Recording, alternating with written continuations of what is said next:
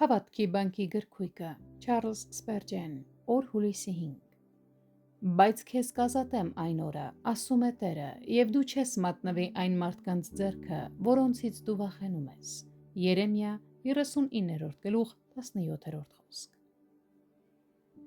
Երբ Տիրոջ հավատարիմները նրա համար տառապում են, Տերն ինքը նրանց ուղարկում է իր սիրո քաղցր պատգամները եւ երբեմն նաեւ բարի լուրեր է փոխանցում նրանց, ովքեր կարեկցում են նրանց ու օգնության ձեռք մեկնում։ Աբդեմելեքը ընդամենը մի արհամարված եթովպիացի էր, սակայն նա բարություն ցուցաբերեց Երեմիա մարգարեին։ Դրա համար Տերը իր մարգարեի միջոցով նրան տվեց այս առանձնահատուկ խոստումը.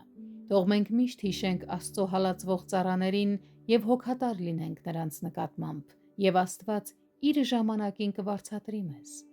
Աբդեմելեքը պիտի ազատագրվեր այն մարդկանց ձեռքից, որոնց վրեժխնդրությունից վախենում էր։ Նա խոնարհ եւ արհամարված եթովպիացի էր, սակայն Եհովան պիտի հոգ տաներ նրա մասին։ Քաղդեացիների ձեռքով հազարավոր մարդիկ կոտորվեցին, բայց այս խոնարհ մարդուն ոչ մի վնաս չէր հասնելու։ Նույնպես մենք էլ երբեմն կարող ենք վախենալ ազդեցիկ մարդկանցից, որոնք թշնամաբար են տրամադրված մեր հանդեպ։ Սակայն եթե հալածանքի ժամանակ հավատարիմ մնանք Տիրոջ գործին, նա էլ հավատարիմ կլինի մեզ։ Ի վերջո, ինչ կարող է մարդն անել առանց Տիրոջ թույլտվության։ Նա սանձ է դնում բարկության բերանին եւ զսպում է իշխանության զորությունը։ Ուստի վախենանք միայն Տիրոջից եւ այլևս ոչ ոքից վախենալու կարիք չենք ունենա։